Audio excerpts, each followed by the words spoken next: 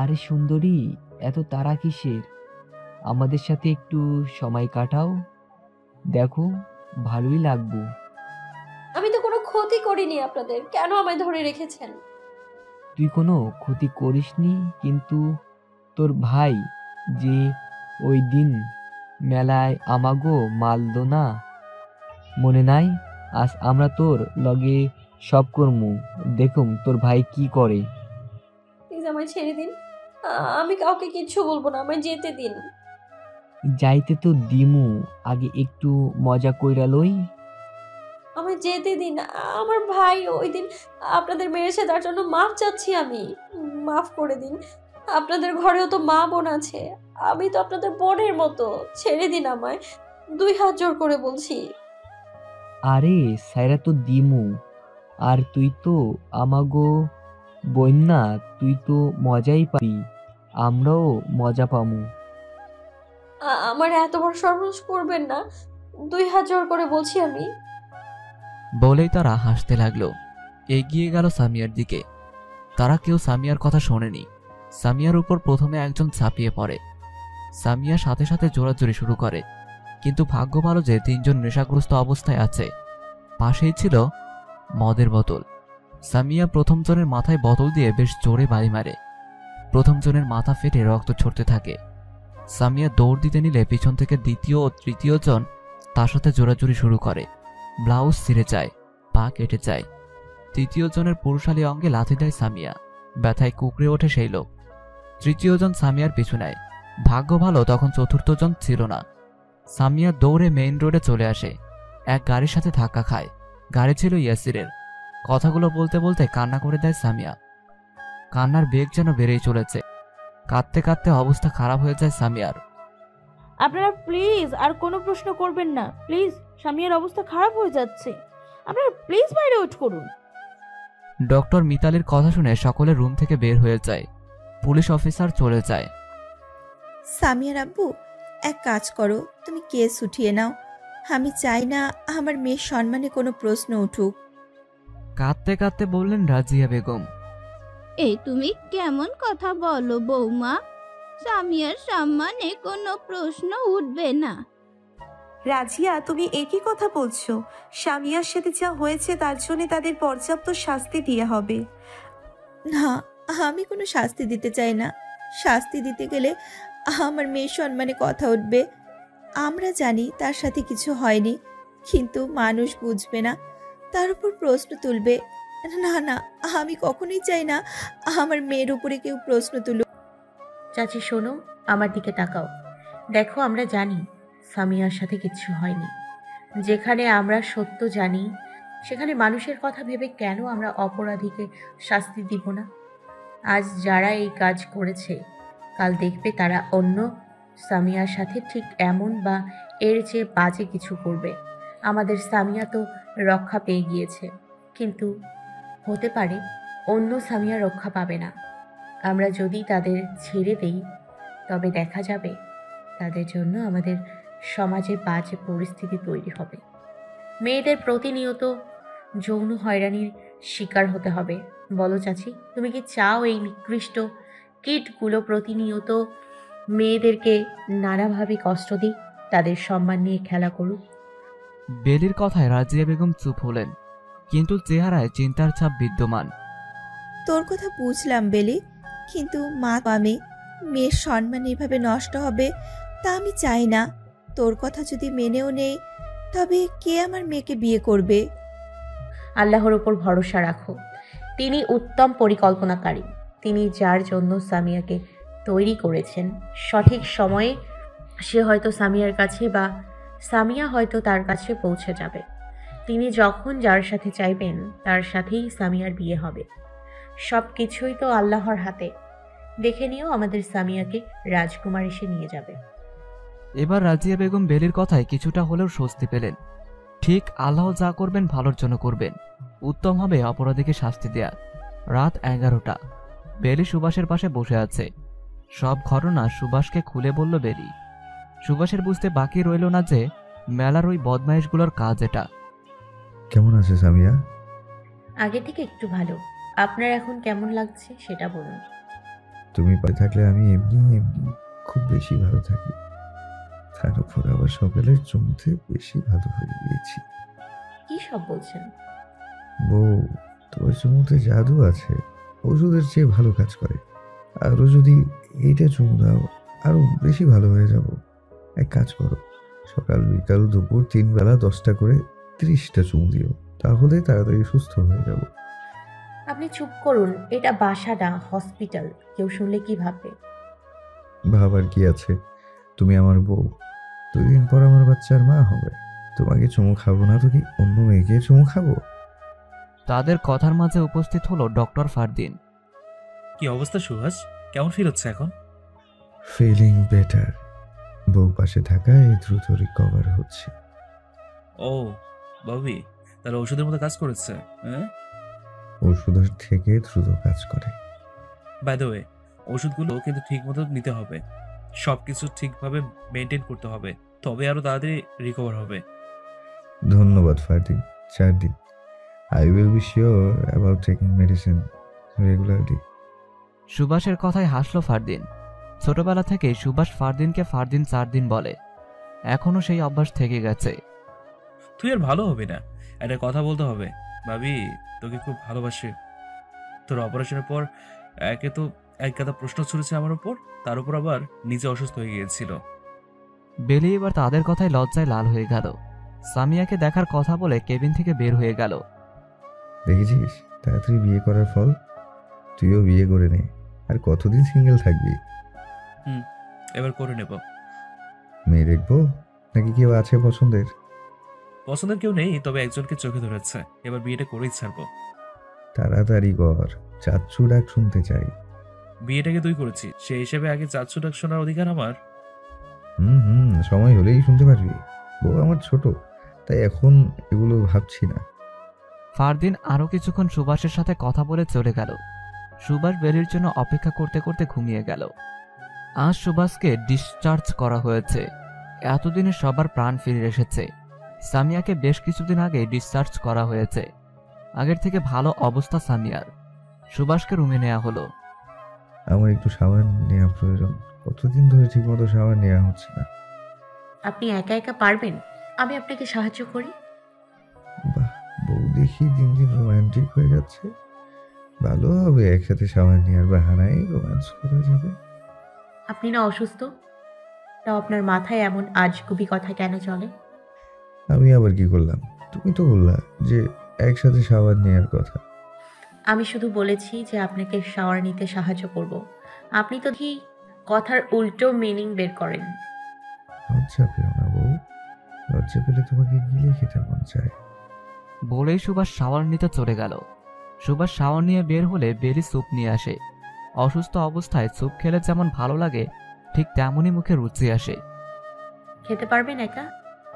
সুভাষ আফসোসের সুরে বলল, আমার কি আর সেই কপাল আছে যে বউ খাইয়ে দেবে? বেলির মুখে হাসি ফুটে উঠল। আজকাল সুভাষের এই আবদারগুলো খুব ভালো লাগে। 3 বেলা টাইম করে বেলির খাইয়ে দিতে হয়।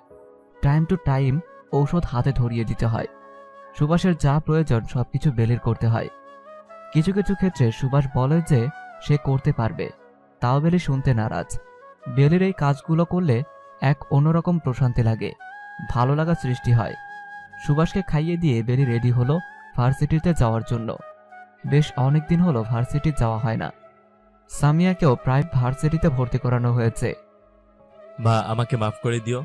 আমি তখন তোমাকে কিছু বলতে পারিনি। কিভাবে বলবো বলো? তুমি এত খুশি ছিলে, আর আমি তোমাকে বহুবার বলার চেষ্টাও করেছি, কিন্তু পারিনি।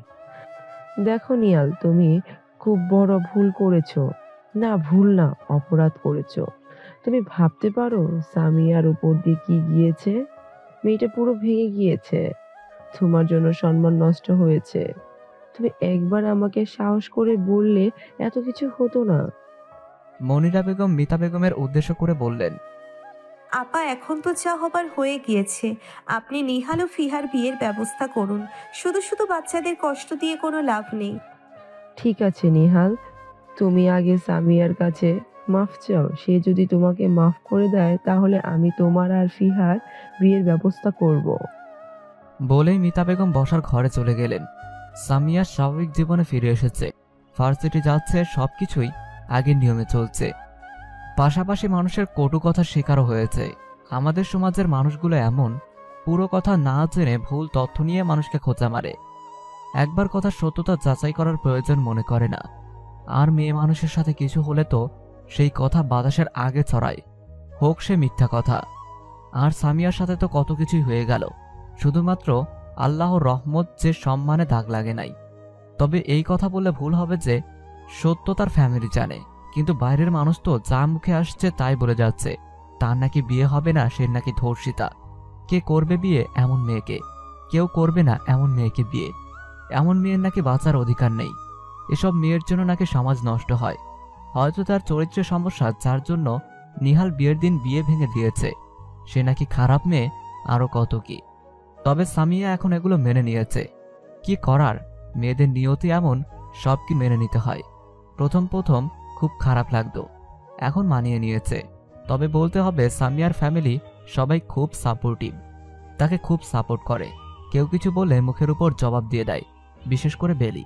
মেয়েটা যে তাকে এত ভালোবাসে তা বলার বাইরে। মেয়েটা একদম তাকে নিজের বোনের মতো করে আগলে নিয়েছে, সবকিছু খেয়াল করে। সামিয়া নিজের রুমে বারান্দায় দাঁড়িয়ে কথাগুলো আনমনে ভেবে চলছিল, তখন উপস্থিত হয় নিহাল। সামিয়া, তোমার সাথে কিছু কথা ছিল আমার। সামিয়া জানে কি বলবে নিহাল তাকে, সবকিছু শুনেছে সে। বলুন। বিয়ের দিনের ঘটনার জন্য আমি খুবই দুঃখিত এবং আমি লজ্জিত। আমাকে মাফ করে দাও। আমার জন্য আজ তোমার এত কিছু ফেস করতে হচ্ছে।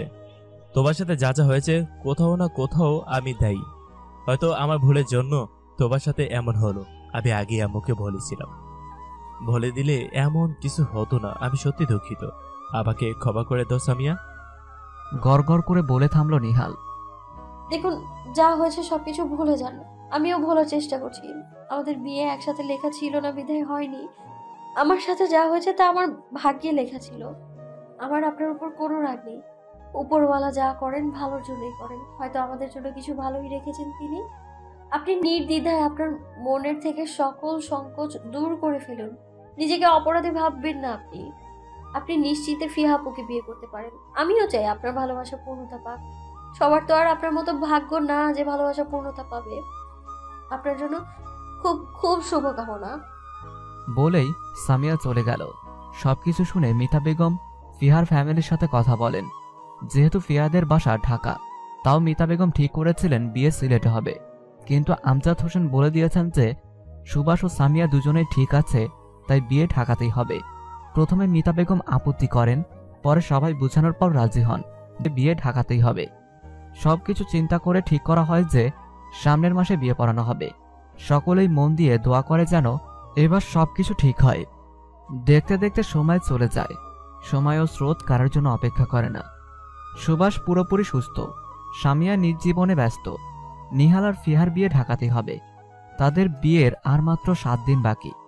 সামনের সপ্তাহে শুক্রবার তাদের বিয়ে। কাল রাতে ডক্টর ফারদিনের বাবা নিজাম আহমেদ আমজাদ হোসেনের কাছে ফোন দিয়েছেন। বলা চলে বিশেষ কারণে তিনি ফোন দিয়েছেন। কারণ হলো এতদিনের বন্ধুত্বকে তিনি সম্পর্কে রূপান্তর করতে চান। তিনি ফারদিনের জন্য মেয়ে পছন্দ করেছেন, তাও আবার আমজাদ হোসেনের পরিচিত মেয়ে। কিন্তু এই কথা বলতে হবে যে মেয়ে তিনি নয়, স্বয়ং ফারদিন পছন্দ করেছে। মেয়ে আর কেউ নয়, সাজিয়া। সাজিয়াকে নাকি মনে ধরেছে ফারদিনের। নিজাম আহমেদ আরও জানিয়েছেন সবকিছু ঠিক থাকলে আজ তারা আংটি পরাবেন। আমজাদ হোসেন সরাসরি মিতু চৌধুরীকে ফোন দিয়ে বলেন এই ব্যাপারে। সাথে তিনি ছেলের গ্যারান্টি দেন যে ছেলের মধ্যে কোনো ঝামেলা নেই, পাশাপাশি ফ্যামিলি ভালো। মিতু চৌধুরী তাদেরকে আসতে বললেন, সাথে আমজাদ হোসেনকে পুরো পরিবার নিয়ে দাওয়াত দিলেন। তাই আজ সকলে তাদের বাসায় যাবে। শুধু যাবে না সুভাষ, তার নাকি ইম্পর্টেন্ট ডিল ফাইনাল করতে হবে। পাশাপাশি ইয়াসিরের দিকটাও তাকে দেখতে হবে, কারণ সাজিয়ার বিশেষ দিনে ভাই হিসাবে ইয়াসিরের অফিসে থাকা মানানসই নয়। বেলি যাবে না, কারণ কয়েকদিন পর ইয়ার ফাইনাল। এখনও অ্যাসাইনমেন্ট কমপ্লিট করা হয়নি, কমপ্লিট করতে হবে, তাই বেলি যাবে না। অবশ্য এই নিয়ে সাজিয়া রাগ করেছিল, কিন্তু সে তাকে মানিয়ে নিয়েছে। রেডি হচ্ছেন? সুভাষ আয়নার সামনে টাই বাজছিল। বেলি চোখ খুলে সুভাষের দিকে তাকিয়ে বলল। বেলি ঘুমু ঘুমু চোখে সুভাষের সামনে গিয়ে দাঁড়ালো। সুভাষকে জড়িয়ে ধরল। এই লোককে আগে বেলির সহ্য হতো না, কিন্তু এখন কি হয় সে জানে না। শুধু লোকটার পাশাপাশি থাকতে মন চায়, বিনা কারণে ছুঁয়ে দিতে মন চায়, চোখের মায়ায় ডুব দিতে মন চায়, সারাদিন লোকটাকে পাশে পেতে মন চায়, লোকটাকে দু চোখ ভরে দেখতে মন চায়। এসব কিছু যে এক বিশেষ কারণে হচ্ছে তা বেলি ভালো করে জানে। কারণ হচ্ছে ভালোবেসে ফেলেছে সে সুভাষকে। না, ভালোবাসে না, গভীরভাবে ভালোবাসে। কথাগুলো ভেবে লজ্জায় লাল হয়ে গেল বেলি। কি ব্যাপার, বউ দেখি সকাল সকাল লজ্জা পাচ্ছে, তাও আবার রাতে কিছু না করতে। একটু জড়িয়ে ধরেছি দেখে আপনি দেখি লজ্জা দিচ্ছেন। এমন করলে কিন্তু জড়িয়ে ধরবো না। আচ্ছা, রাগ করো না। তুমি কি আমার সাথে ভার্সিটি যাবে? না, একাই যেতে পারবো। আচ্ছা, আমি যাচ্ছি তাহলে। সুভাষ রুমের দরজার সামনে আসতেই শুনতে পেল, শুনুন। বেলির মতো করে জবাব দিল সুভাষ। বলুন। বেলি এগিয়ে এসে এবারও সুভাষকে জড়িয়ে ধরল। সুভাষের গালে ও ঠোঁটে নিজের ঠোঁট ছোঁয়ালো। সুভাষ তো কয়েক সেকেন্ডের জন্য থমকে গেল, বেলির দিকে হাঁ করে তাকিয়ে রইল। গোল গোল চোখে বেলিকে পর্যবেক্ষণ করতে লাগলো। বেলি সুভাষকে ছেড়ে দিল। বউ কি যাচ্ছে না আমি অফিসে যাই? বউ কি রোমান্টিক মুডে আছে নাকি নাকি লিটল বেলিকে আনতে চাইছে? বউকে বলতে চাই এখন আমার অফিসে যেতে হবে। এবার কিন্তু আমি নিয়ন্ত্রণ হারা হলে এই বেশ্যামাল আমি কে বউ সামলাতে পারবে না। বেলির বলতে ইচ্ছে করলো, আমি তো আপনার নিয়ন্ত্রণ হারা আলিঙ্গন চাই, আমি তো বেসামাল আপনাকে সামলাতে চাই, আপনার বেসামাল ভালোবাসা পেতে চাই, আপনার অবাধ্য ছোঁয়া পেতে চাই। কিন্তু না, লজ্জার কারণে বলতে পারল না। নিজেকে সংযত রেখে বলল, আপনি কিন্তু আমায় আবার লজ্জা দিচ্ছেন। কথা নিয়ে আপনার সাথে। আচ্ছা, রাগ করো না, আমি যাচ্ছি। বলেই সুভাষ বেলির কপালে চুমু খেয়ে বের হতে নিলেই শুনতে পেল, শুনুন। ফের বেলির দিকে তাকালো সুভাষ। মেয়েটা কি কিছু বলতে চাইছে, তার সঙ্গ চাচ্ছে। সাবধানে যাবেন, তাড়াতাড়ি ফিরে আসবেন। আল্লাহ হাফিজ। বলেই সুভাষ চলে গেল। বিকেল গড়িয়ে সন্ধ্যা হওয়ার সময় চলেছে। সাজিয়াদের বাসায় সকলে উপস্থিত হলো। ফারদিন, তার বাবা মা ও ছোট বোন এসেছে। বসার ঘরে সকলে বসে কথা বলছে। ইয়াসির বসে ফারদিনের সাথে কথা বলছে। হাজার হলেও বোনকে তো আর এভাবেই কারো হাতে তুলে দেওয়া যায় না, আজীবনের ব্যাপার। তাই তো এটা সেটা জিজ্ঞেস করছে ফারদিনকে ইয়াসির। বড়রা নিজেদের মতো কথা বলছে। বেশ কিছুক্ষণ পর সাজিয়াকে নিয়ে আসা হলো বসার ঘরে। পরনে মেরুন রঙের শাড়ি, হাতে চুড়ি, চুলগুলো হালকা খোপা করে মাথায় শাড়ির আঁচল টেনে দেয়া, চোখে কাজল, ঠোঁটে হালকা কালার লিপস্টিক। সাজিয়াকে বসানো হলো। সাজিয়ার বেশ অস্বস্তি হতে লাগলো। একে তো প্রথমে এমন পরিস্থিতির সম্মুখীন হলো, দ্বিতীয় একজোড়া চোখ যে তাকে বেশ কিছুক্ষণ যাবৎ পলকহীনভাবে দেখেই চলছে তাও বুঝতে পারো। সাজিয়ার পাশে ফারদিনের ছোট বোন নূপুর বসলো। ভাইয়ার কিন্তু সেই লেভেলের চয়েস, ভাবি কিন্তু একদম পারফেক্ট। নূপুরের কথা শুনে হেসে উঠল সবাই। সাজিয়া লজ্জায় লাল হয়ে গেল। রিপা, ফারদিনের মা, বেশ কিছুক্ষণ কথা বলল সাজিয়ার সাথে। তাদেরকে কথা বলার জন্য আলাদা পাঠানো হলো। আপনাকে কিন্তু ভীষণ সুন্দর লাগছে মায়াপুরি। ফারদিনের কথায় লজ্জায় লাল হয়ে গেল সাজিয়া। ঠোঁট অনবরত কাঁপতে লাগলো, কপালে বিন্দু বিন্দু ঘাম জমতে লাগলো। চেয়েও কিছু বলতে পারল না সাজিয়া।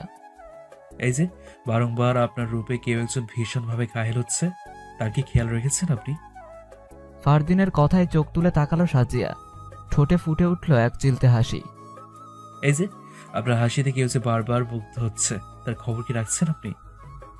পরপর এমন প্রশ্ন শুনে লজ্জায় লাল হয়ে গেল সাজিয়া। তার কাছে এই প্রশ্নেই কোনো উত্তর নেই। কিভাবে দিবে সেই প্রশ্নের উত্তর যেখানে তার ঠোঁট দুটো কেঁপেই যাচ্ছে, হাঁটুগুলো বাজেভাবে কাঁপছে, দাঁড়ানো সম্ভব হচ্ছে না।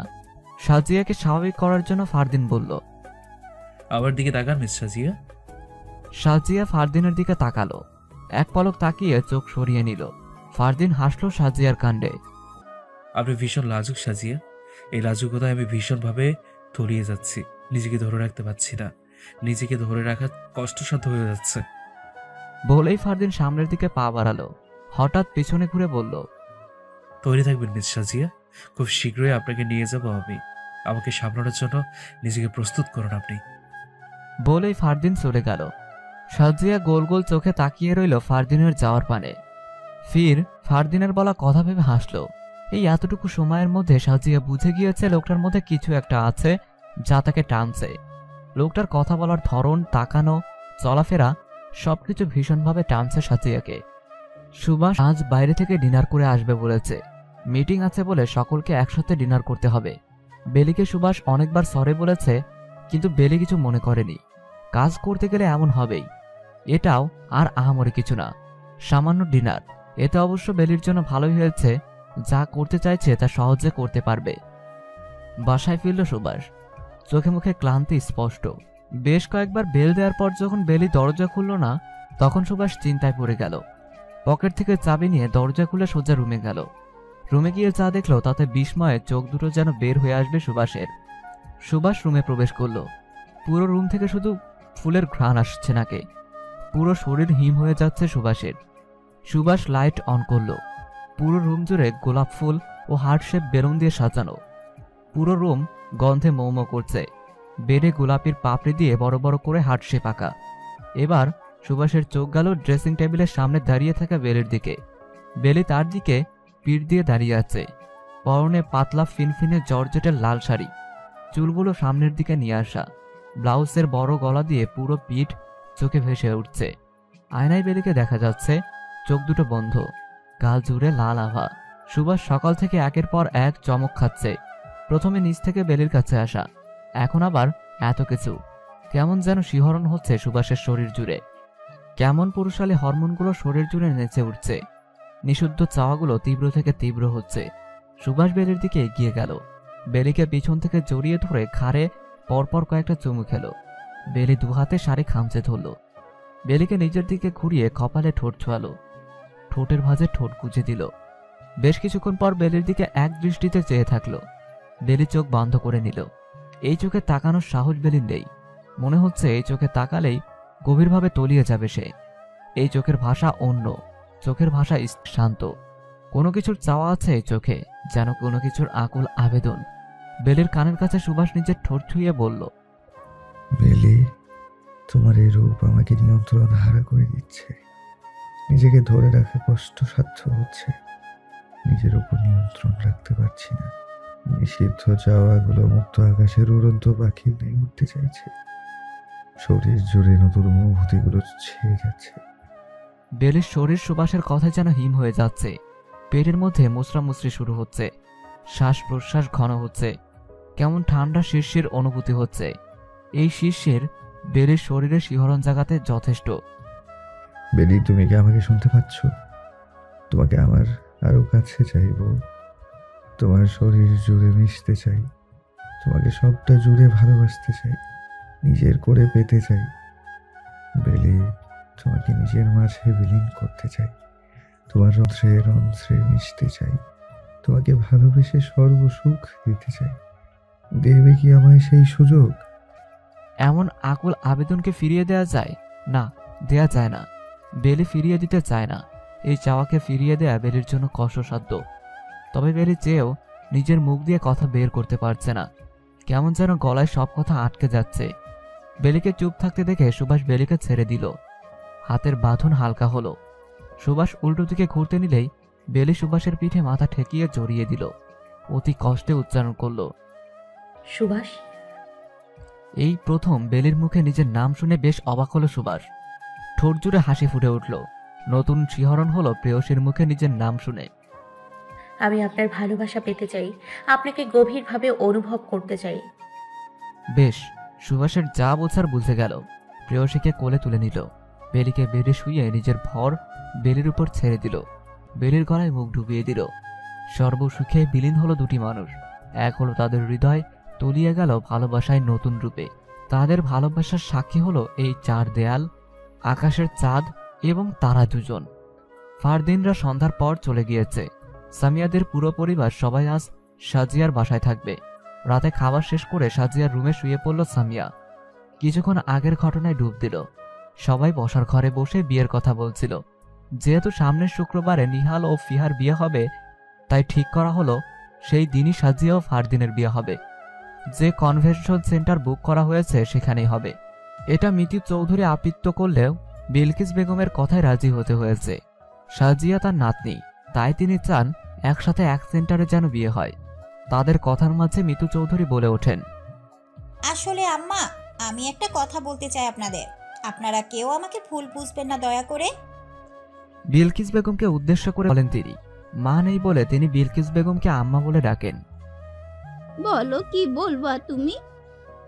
আমি আমার ইয়াসিরের জন্য সামিয়াকে চাচ্ছিলাম আম্মা। রাজি আপা, আমি সামিয়াকে আমার ছেলের জন্য চাচ্ছিলাম। তার কথা শুনে সবাই অবাক হলো, বিশেষ করে সামিয়া। বরাবর বসে থাকা ইয়াসিরের দিকে তাকালো। লোকটা তার দিকে কেমন নির্লজ্জর মতো তাকিয়ে আছে।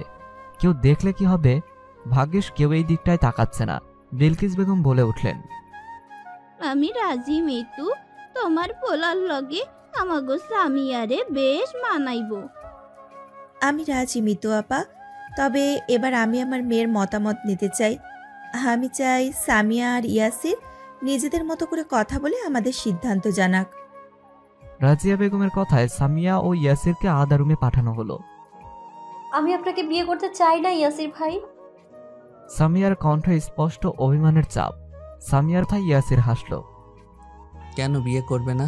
এতদিন তো বিয়ের জন্য লাফালাফি করতে, তবে এখন কেন না বলছো? আগে অন্য ব্যাপার ছিল, এখন অন্য ব্যাপার। এখন আপনি আমার উপর দয়া দেখিয়ে বিয়ে করতে চাচ্ছেন। ওয়েট, কিসের দয়া? এই যে আমার বিয়ে ভেঙেছে, আমার সাথে খারাপ কিছু ঘটেছে, এখন তো আমাকে কেউ বিয়ে করবে না। আমার কোনো সম্মান নেই, আমার গায়ে ধর্ষিতার ট্যাগ। আমি এখন ফেলনা জিনিস, আমার কোনো দাম নেই এখন। তাই আপনি আমায় বিয়ে করে দয়া দেখাবেন। আপনার দয়া চাই না আমার। কী সব বলছো তুমি? কেন এমনভাবে কথা বলছো? তোমার সাথে খারাপ কিছু হয়নি, যা হয়েছে সব অ্যাক্সিডেন্ট। আমি তোমাকে দয়া দেখাচ্ছি না, আমি তোমাকে সত্যি বিয়ে করতে চাই। আমি তোমাকে বিয়ে করব। আমি আপনাকে বিয়ে করব না। আমার মত না থাকলে আমাকে কেউ জোর করে বিয়ে দেবে না। আমি মরে যাব, তাও আপনার কাছে বিয়ে বসবো না আমি। কথাটা শোনা মাত্র ইয়াসির দরজা লাগিয়ে দিল। সামিয়াকে বেডের সাথে চেপে ধরে গলায় মুখ গুজে পরপর কয়েকটা চুমু খেলো। ঘটনাগুলো এত তাড়াতাড়ি হলো যে সামিয়ার বুঝতে সময় লাগলো।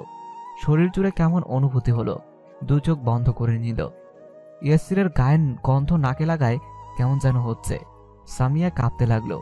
সামিয়াকে ছেড়ে দিল ইয়াসির। নিজ কোলে বসিয়ে কোমর চেপে নিজের সাথে মিশিয়ে নিল। কপালে চুমু খেয়ে বলল, আর যদি কখনো মরার কথা বলে তবে আমার থেকে খারাপ কেউ হবে না। আর বিয়ে তো তোমাকে আমার কাছেই বসতে হবে, তুমি চাও বা না চাও। তাই চুপচাপ নিচে গিয়ে বলে দিবে বিয়ের জন্য। বাড়াবাড়ি করলে খারাপ হবে। Be ready my future wife for taking my romantic torture. বলে সামিয়ার গালে চুমু খেয়ে চলে গেল সে। সামিয়া পলক ঝাঁপিয়ে বার কয়েক ইয়াসিরকে দেখল। এ কোন ইয়াসির দেখছে সে? হাত আপনা আপনি গালে চলে গেল, অতঃপর নিচে চলে গেল।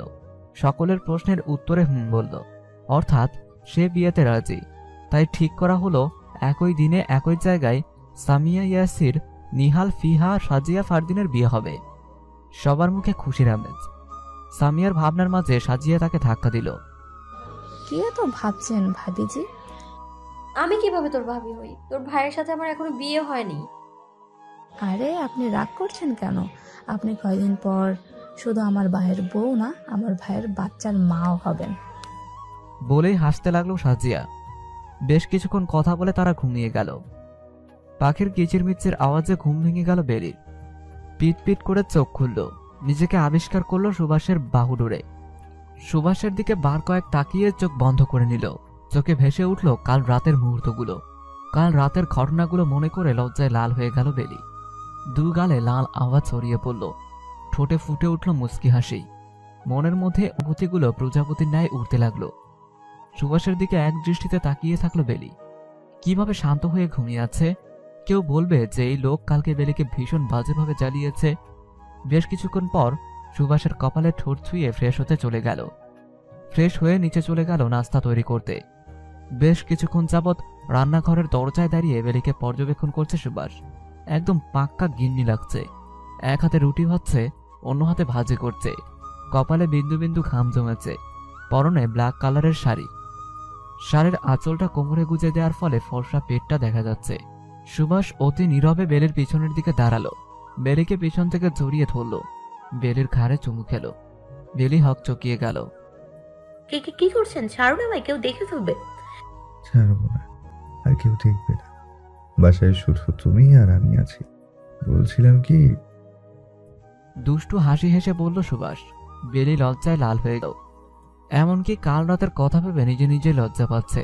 সুভাষ থেকে পালিয়ে বেড়ানোর চেষ্টা করছে। এই সুভাষ কিনা আবার তাকে লজ্জা দিচ্ছে।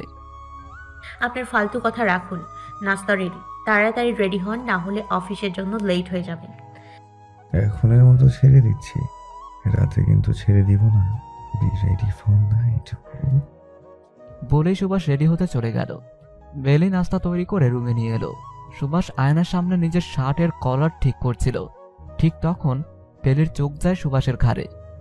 একদম লাল হয়ে ছিলে গেছে। সব দোষ এই বেলির। হাতের নখের জন্য এমনটা হলো। বেলি সুভাষের সামনে গিয়ে মলম লাগিয়ে দিল। সুভাষ চোখ বন্ধ করে নিল। বেশ চলছে। বেশি চলছে আপনার। যেখানে প্রতিবার তোমার রূপে জ্বলে পুড়ে ছাই হয়ে যায়, সেখানে যারা কিচ্ছুই না। কই, তখন তো মলম লাগিয়ে দাও না। আপনার কথা আমি কিছুই বুঝছি না। লজ্জায় লাল হয়ে মলম লাগিয়ে সরে যেতে নিলে সুভাষ তাকে নিজের সাথে মিশিয়ে নেয়। বুঝছো না নাকি বুঝতে চাও না? তুমি চাইলে আমি তোমাকে বুঝাতে পারি। আচ্ছা ছাড়ুন। বলেই বেলি সুভাষের বাঁধন থেকে নিজেকে ছাড়িয়ে বেরিয়ে পড়ল। সুভাষ তৈরি হয়ে বেরিয়ে গেল অফিসের উদ্দেশ্যে। রাত 12:30।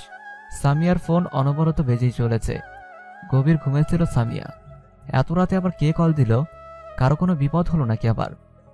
রাতের বেলা কল এলে এমনই মনে নানা উদ্ভট খেয়াল আসে। নিজের মনকে স্থির করে ফোন হাতে নিল সামিয়া। ফোন নম্বর দেখে ভীষণ অবাক হলো। ফোনের স্ক্রিনে ইয়াসিরের নাম ভেসে উঠেছে। সামিয়া ফোন রিসিভ করলো। এতক্ষণ সময় লাগে নাকি কল রিসিভ করতে? আমি ছাদে ওয়েট করছি, তাড়াতাড়ি ছাদে চলে আসুন। বলেই খট করে কল কেটে দিল ইয়াসির। সামিয়া বসে রইল। কি বলল এই লোক? এত রাতে ছাদে যাবে? ছাদে যাওয়া কি ঠিক হবে? কোনো ভূত টুত কি আবার তাকে কল দিল? না হলে এত রাতে ইয়াসির কোথা থেকে কল দিবে? কথাগুলো ভেবে আবার ঘুমোতে গেলেই কল আসে। আপনি যদি তাড়াতাড়ি না আসেন তবে আমি কিন্তু ভালো করে জানি কিভাবে আপনাকে ছাদে আনতে হয়। জাস্ট 2 মিনিটের মধ্যে ছাদে আসুন। এবার না আসলে কিন্তু আমি রুমে চলে আসব। বলেই কল কেটে দিল ইয়াসির। সামিয়া পরপর কয়েকবার পলক ঝাপটালো। গায়ে ওড়নাটা ভালোভাবে জড়িয়ে নিল। চুলগুলো হাত খোপা করে নিল। সাজিয়ার দিকে এক পলক তাকিয়ে রুম থেকে বেরিয়ে গেল। গুটি গুটি পায়ে ছাদে প্রবেশ করল সামিয়া। ছাদে প্রবেশ করতেই ঠান্ডা দমকা হাওয়া সামিয়ার শরীরে বাড়ি খেল। কেমন ঠান্ডা পরিবেশ, মনে হচ্ছে বৃষ্টি হবে। সামিয়া এদিক ওদিক তাকালো। হাতে থাকা ফোনের লাইট অন করলো। লাইট অন করতেই দেখতে পেল তার থেকে 10 হাত দূরে রেলিং ঘেঁষে দাঁড়িয়ে আছে ইয়াসির। চোখ দুটো তার দিকেই নিবদ্ধ। ইয়াসিরের থেকে 2 হাত দূরত্ব রেখে দাঁড়ালো সামিয়া। কি জন্য ডেকেছেন? কোনো বিশেষ প্রয়োজন? কেন, প্রয়োজন ছাড়া কি আপনাকে ডাকতে পারি না? After all you are my would be. অবশ্যই না। কি দরকার তাড়াতাড়ি বলুন। দেখিয়ে ফেললে কেউ আবার অন্য কিছু ভাববে। যেই মেয়ে নিজে থেকে অন্য একটা ছেলের রুমে গিয়েছিল, তাও আবার গ্রামে, সেই মেয়ে নাকি লোকে কি বলবে ভাবছে। Very strange. সামিয়া ভালোই বুঝতে পারল যে ইয়াসির তাকে খোঁচা মারল। রাগে নাক ফুলল সামিয়ার। কটমট করে তাকালো ইয়াসিরের দিকে। আপনার ফালতু কথা শোনার কোনো ইচ্ছে নেই আমার। থাকেন আপনি, যাই আমি। বলেই সামিয়া পা বাড়াতে নিলে ইয়াসির হ্যাঁচকা টানে নিজের কাছে নিয়ে এলো। কোমর জড়িয়ে নিজের সাথে জড়িয়ে ধরল। সামিয়া ছোটাছুটি করতে লাগলো। এমন করছেন কেন? আমি কি এখন আপনাকে আমার সাথে বাসা করার জন্য ডেকেছি নাকি? এত ছোটাছুটির মানে কি? তবে আপনি চাইলে আমি প্রথম ধাপ শুরু করতে পারি। বাজে কথা বন্ধ করুন। আপনি যা বলার তাড়াতাড়ি বলুন। আমার সামিয়ার কথা শেষ হতে না হতেই কোলে তুলে নিল ইয়াসির। ছাদের এক পাশে দোলনা, সেই দোলনায় বসিয়ে দিল সামিয়াকে। সামিয়ার কোলে মাথা রেখে শুয়ে পড়ল। আরে করছেনটা কি? চুপ থাকুন। আমি যা যা বলছি চুপচাপ শুনবেন। জানেন, সামিয়া কোনো কিছু বুঝে ওঠার আগে শুনেছিলাম বাবা নাই। তখন আমার বয়স 8। সাজিয়া মাত্র হয়েছে। তখন পাশে কাউকে পাইনি। ওই যে বলে না, দুঃসময় কাউকে পাশে পাওয়া যায় না, ঠিক তেমন যখন আব্বুর মৃত্যু হয় তখন দাদুর বাসায় সবাই আমাদের থেকে মুখ ফিরিয়ে নেয়। আমাদের ঠাঁই হয় মামার বাসায়। তখন মামা আমাদের সব খরচ দিত। মা নিজের আর আমাদের হাত খরচের জন্য একটা ছোট কিন্ডারগার্টেন স্কুলে টিচার হিসেবে যোগ দেন। বলতে গেলে মামি আমাদের দেখাশুনে রাখতেন। নিশি হওয়ার পরও তিনি আমাদের আদর যত্ন কোনো কমতি করেননি। বলা চলে একদম মায়ের মতো। তিনি আমাদের ভালোবাসতো ও যত্ন করত। ইয়াসির শ্বাস টেনে আবার বলতে লাগলো, মাকে দেখেছি দিনের পর দিন রাতের পর রাত এক করে কষ্ট করে কাজ করতে। প্রায় সময় দেখতাম মা চোখের কোণে জমে থাকা পানি অতি যত্নে মুছে ফেলতো। তখন বুঝতাম না। তারপর আস্তে আস্তে বড় হওয়া শুরু করি, দায়িত্বগুলো নিজের কাঁধে নিতে শুরু করি। কাজের সুবাদে ঢাকায় শিফট হই। সাজিয়াকে বেলির স্কুলে ক্লাস 8-এ ভর্তি করাই। তারপর একদিন সাজিয়াকে স্কুলে দিতে গেলে এক বেনি করা স্কুল পড়ুয়া মেয়ের প্রেমে পড়েছিলাম। না, আসলে ভালোবেসে ফেলেছিলাম। ভেবেছিলাম মেয়েটাকে মনের কথা বলবো, তবে মেয়েটা একটু বড় হলে। তারপর কেটে যায় বহুদিন, কিন্তু মেয়েটার ভালোবাসায় আমি শেষ হয়ে যাচ্ছিলাম। তাই ভেবেছিলাম মেয়েটাকে সব বলবো, কিন্তু সেই দিন আম্মুর কাছে শুনি সেই মেয়েকে মামি নিজের ছেলের বউ করে নেবেন। কথাটা শুনে কেমন যেন হচ্ছিল মনের মধ্যে। মনে হচ্ছিল অসহ্য যন্ত্রণায় আমি মারা যাব। সেদিন কেন জানি এতগুলো বছর পর চোখে জল গড়িয়ে পড়ছিল। হয়তো সেই মেয়ে না পাওয়ার যন্ত্রণা থেকে এমন হয়েছিল। তারপর থেকে সেই মেয়ে থেকে দূরে দূরে থাকতাম। তবে এতটুকু জানতাম যে মেয়েটা আমাকে নিজের থেকে বেশি ভালোবাসে। কি করার, যে মামি আমাদের নিজের মায়ের মতো ভালোবাসা দিয়েছে, আদর যত্ন করেছে, তাকে দুঃখ দেওয়ার কোনো মানে হয় না, তার হাসি কেড়ে নেওয়ার কোনো মানেই হয় না। তাই অতি কষ্টে মেয়েটার থেকে দূরে দূরে থাকতাম। তবে এটা বিশ্বাস করতাম যে সৃষ্টিকর্তা যদি চান তবে ঠিকই সেই মেয়েটি আমার হবে। তারপর কি? তারপর আজ সেই মেয়েটির সাথে আমার বিয়ে ঠিক হলো। সেই মেয়েটি আমার ঘরে রানী হবে বলে ঠিক হলো। কথাটা বলে ইয়াসির উঠে বসলো। সামিয়া লক্ষ্য করলো ইয়াসিরের চোখে পানি। ইয়াসিরের চোখের পানি মুছে দিল সামিয়া। সামিয়ার চোখ দিয়েও 2 ফোঁটা পানি গড়িয়ে পড়ল। ইয়াসিরকে শক্ত করে জড়িয়ে ধরল। বেশ কিছুক্ষণ পর ছেড়ে দিয়ে ইয়াসিরের উদ্দেশ্য করে বলল সামিয়া, শুনতে চাই। কি শুনতে চাও? যা আপনি সেই মেয়েকে বলতে চেয়েছিলেন কিন্তু বলা হয়ে ওঠেনি, যা শোনার জন্য আমার হৃদয় ছটফট করছে, এবং যা বহুদিন আগেই বলা উচিত ছিল আপনার। খুব ভালোবাসি সামিয়া, খুব বেশি ভালোবাসি আপনাকে। নিজের থেকে বেশি আপনাকে ভালোবাসি। আপনি কি আপনার হৃদয়ের রানী হবেন? ভালোবাসি, অসম্ভব রকম ভালোবাসি।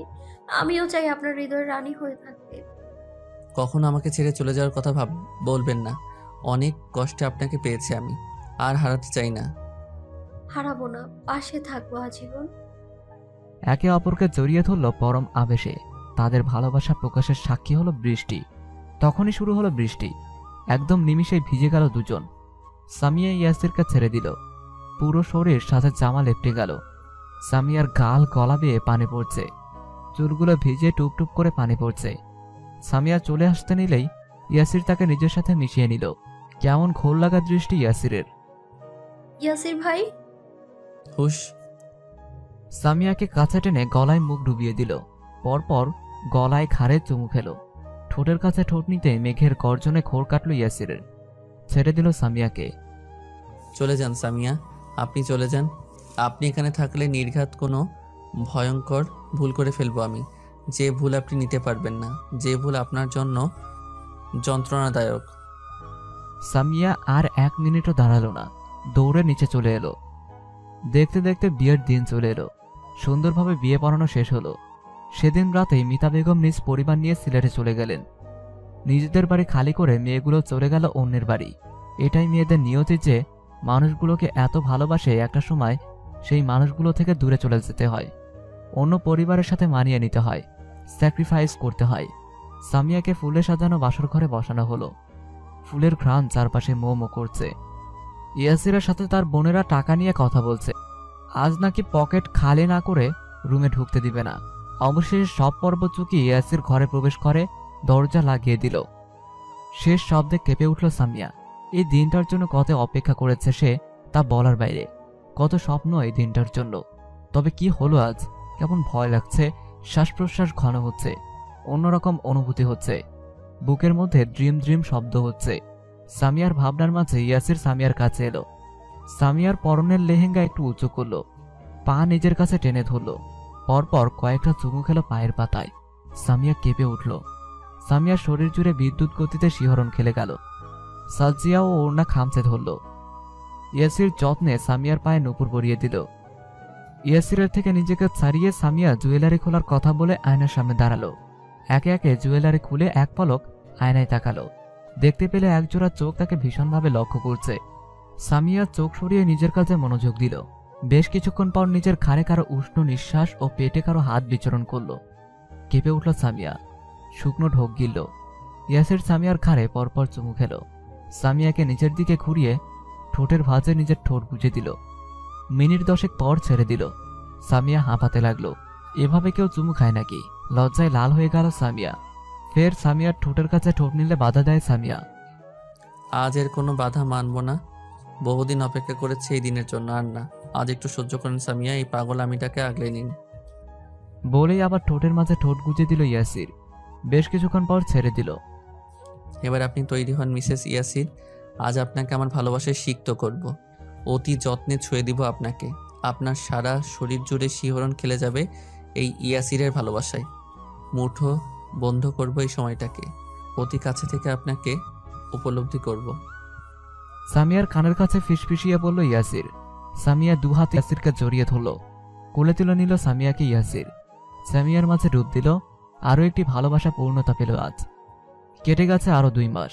বেলির ফার্স্ট ইয়ার এক্সাম শেষ। বেলি ও সুভাষ যাচ্ছে কক্সবাজারে। এই তো আজ সন্ধ্যাবেলা সুভাষ হঠাৎ করে ফোন করে বলে যে তারা নাকি আজ রাতের বাসে কক্সবাজারে যাচ্ছে। বেলি প্রথমে হতবাক হলেও মনে মনে খুশি হলো। যাক, এবার সমুদ্র দেখা হবে। বহুদিনের শখ বেলির যে প্রিয় মানুষের হাতে হাত ধরে হাঁটবে সমুদ্রের কিনারা ধরে, পাশাপাশি থেকে সময়গুলো উপলব্ধি করবে। তাই সবকিছু রেডি করে নিল। সুভাষ বাসায় ফিরে ফ্রেশ হয়ে সবাইকে বলে তারা বেরিয়ে গেল কক্সবাজারে যাওয়ার উদ্দেশ্যে। রাত 1টা।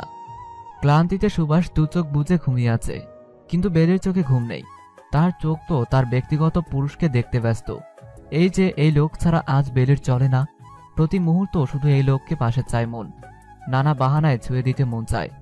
সুভাষের পাশাপাশি থাকতে মন চায়। সুভাষের সাথে থাকলে মনের মধ্যে ভালো লাগা কাজ করে। সময়গুলো সুন্দরভাবে উপভোগ করে। আজ বেলির মস্তিষ্ক জুড়ে শুধু আর শুধুমাত্র সুভাষের বসবাস। বেলি কথাগুলো ভেবে সুভাষকে জড়িয়ে ধরে। সুভাষের দিকে তাকিয়ে বলে, সকলে প্রশ্ন করে নারী কিসে আটকায়। অন্য সবার কথা তো জানি না, তবে আমি আপনাতে আটকে গেছি। ভীষণ বাজেভাবে আটকে গেছি। মৃত্যু ছাড়া অন্য কোনো কিছুই আপনাকে আমার থেকে বিচ্ছিন্ন করতে পারবে না। বলেই সুভাষের হাতে চুমু খেল বেলি। সুভাষের কাঁধে মাথা রেখে ঘুমিয়ে গেল। কক্সবাজার পৌঁছে তারা হোটেলে উঠল। গোসল করে নাস্তা করল। সারাদিন বিশ্রাম নিয়ে বিকালবেলা সমুদ্র পাড়ে হাঁটতে গেল। সমুদ্র পাড়ে যেতেই বেলি বাচ্চাদের মতো ছোটাছুটি করতে লাগলো। এত সুন্দর দৃশ্য। বেলি বাচ্চাদের মতো সুভাষকে এটা সেটা দেখাতে লাগলো। সুভাষের হাত নিজের হাতের মুঠোয় নিয়ে সমুদ্র পার ঘেঁষে হাঁটতে লাগলো। সুভাষ শুধু মুগ্ধ হয়ে তার প্রেয়সীকে দেখতে লাগলো। কি দেখেন এত মুগ্ধ হয়ে? আমার প্রেয়সীকে। থাকবে এই মুগ্ধতা সব সময়? জানি না সব সময় থাকবে কি না, তবে এই চোখ আর কখনো কোনো কিছুতে মুগ্ধ হবে না, তা হলফ করে বলতে পারি। ও ভালো। তবে কি শুধু মুগ্ধতা নাকি অন্য কিছু? অন্য কিছু বলতে? ভালোবাসেন? বলতে হবে? বলা উত্তম। কেন, তুমি উপলব্ধি করতে পারোনি? উপলব্ধি সবাই করে, কিন্তু প্রিয় মানুষের মুখে কিছু কথা সবাই শুনতে চায়। অন্য সবার কথা বাদ, তুমি কি চাও? তুমি শুনতে চাও? সুভাষের প্রশ্নে বেলি লজ্জা পেল। সুভাষের ঠোঁট প্রসারিত হলো। আজ যেন তার প্রেয়সীর সময়, পরিস্থিতি, সুযোগ সবকিছু চাইছে তার মনের কথা ঠোঁটে নিয়ে আসতে। দেখতে পাচ্ছ কি এই সাগরের বিশালতা? এর বিশালতার চেয়ে বেশি তোমার প্রতি আমার ভালোবাসা। এই যে সাগরের গভীরতা, তার চেয়ে বেশি তোমার প্রতি আমার মুগ্ধতা। সাগরের দিকে চেয়ে থেকে যেদিকে দৃষ্টি রেখা শেষ হয়, ঠিক সেই জায়গা থেকে তোমার প্রতি আমার ভালোবাসা শুরু। কথাগুলো বলে বেলির হাতে ঠোঁট ছোঁয়ালো সুভাষ। বেলি লজ্জা পেল। বেলিকে জড়িয়ে ধরে বলল, খুব ভালোবাসি বেলি ফুল, পাগলের মতো ভালোবাসি। অনেক অনেক অনেক বেশি ভালোবাসি আমার বেলি ফুলকে। ভালোবাসি সুভাষ, অসম্ভব রকমের ভালোবাসি আপনাকে।